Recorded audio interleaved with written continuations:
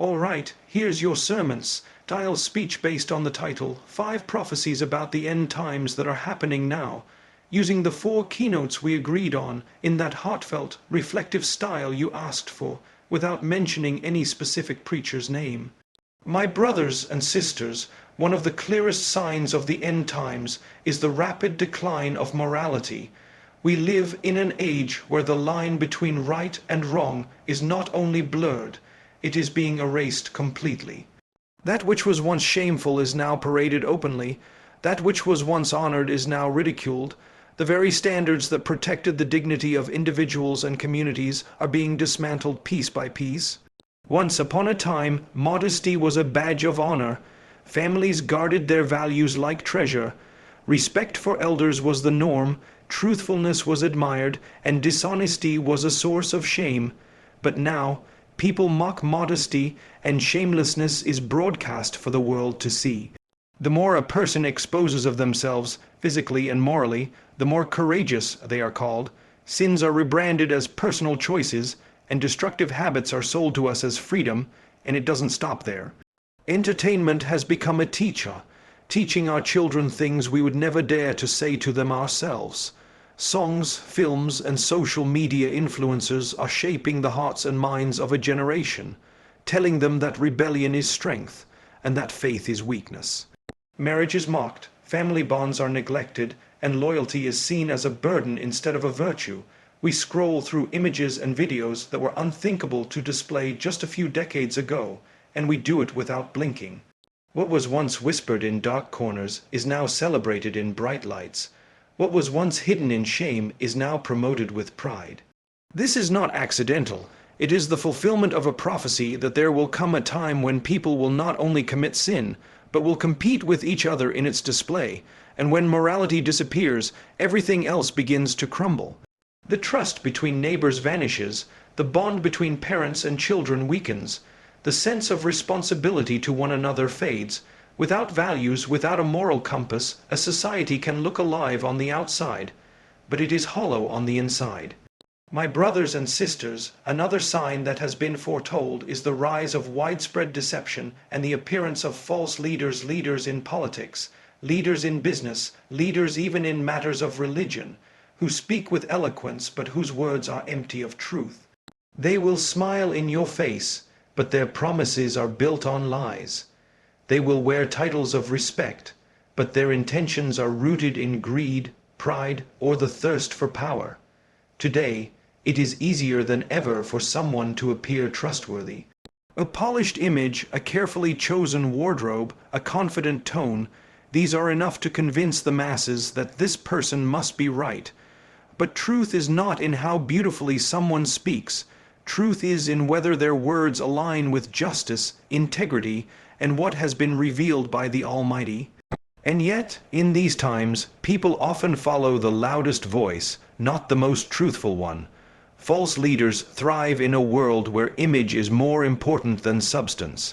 They manipulate emotions, they twist facts, they spread half-truths to serve their own interests. They feed the people what they want to hear, not what they need to hear, and for many this is enough. They prefer comforting lies over uncomfortable truths, and it is not only in politics. In matters of faith, too, there are those who speak in the name of religion, but change its meanings to suit the desires of the people. They water down the truth so that no one feels uncomfortable, so that no one turns away. But in doing so, they abandon the responsibility of guiding people to the straight path. There will come a time, it was said, when leaders will lead their followers not toward safety, but toward destruction, and the people will cheer for them as they do it. Deception has many faces. It can come from someone sitting on a grand stage, or from someone hidden behind a screen. It can come wrapped in the clothing of kindness, or in the clothing of authority. And because we live in an age of information overload, where millions of voices compete for our attention, truth can easily be drowned in the noise, unless we have the discernment to separate the genuine from the fake. My brothers and sisters, look around at the world today. Conflict, chaos, and suffering seem to fill every corner. The news is heavy with reports of wars that destroy entire nations, displace millions of people, and leave behind generations scarred. In regions that were once stable, tension is rising. Old disputes are reigniting, and new conflicts are erupting with alarming speed. Leaders speak of peace, yet weapons are being built faster than ever before. It was foretold that there would come a time when killing would become so common that the killer would not know why he killed, and the victim would not know why he was killed. Violence would lose all sense of purpose. It would become an endless cycle fueled by hatred, greed, and revenge. We see it now in battlefields, in city streets, even in places of worship. But turmoil is not only man-made. The very earth beneath us is groaning. Earthquakes strike without warning, tearing apart entire communities in moments. Floods wash away homes and livelihoods. Fires rage uncontrollably across forests and towns. Storms grow more violent and unpredictable, leaving destruction in their wake. Diseases appear, some unknown to history, spreading faster than our ability to control them. And it's not just the scale, it's the frequency. Disasters that were once rare are happening more often. The gaps between crises are shrinking. One calamity fades from the headlines, only for another to replace it the very next day. It feels as though humanity has no time to breathe between tragedies. Even the climate seems to be rebelling. Crops fail in one region due to drought, while another drowns in relentless rain. Animals are dying in unusual numbers. Seas are swallowing coastlines inch by inch. The balance of nature is being disturbed in ways that scientists struggle to fully explain, and all of it was foretold, that the earth itself would appear unsettled in the final days, that nature would no longer behave as it once did. And perhaps the most unsettling part is the emotional toll. People are becoming numb to tragedy. We scroll past images of suffering as if they were just another piece of entertainment.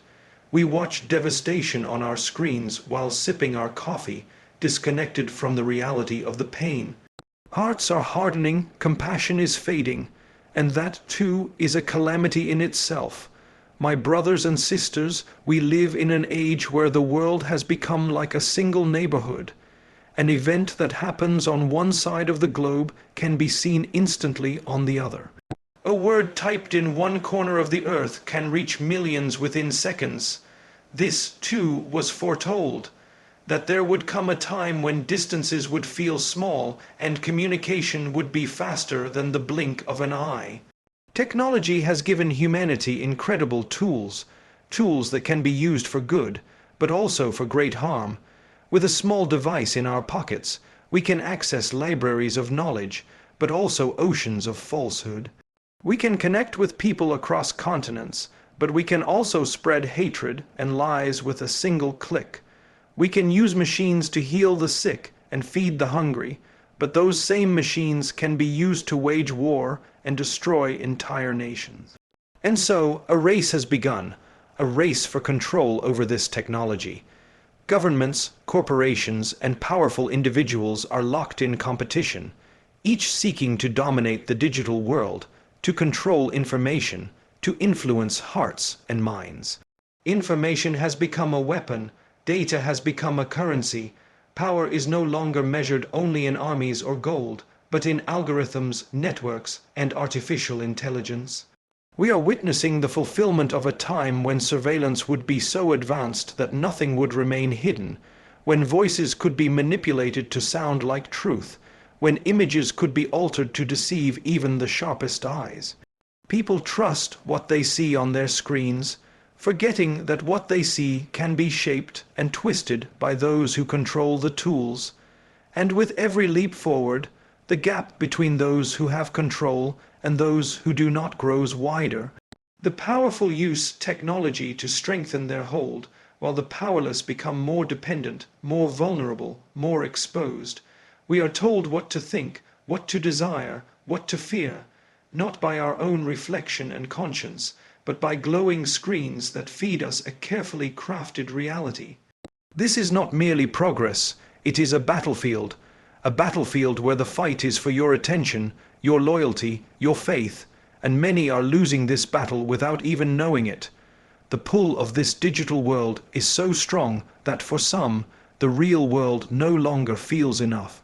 Lives are lived for likes and shares, truth is sacrificed for popularity, morality is compromised for virtual applause.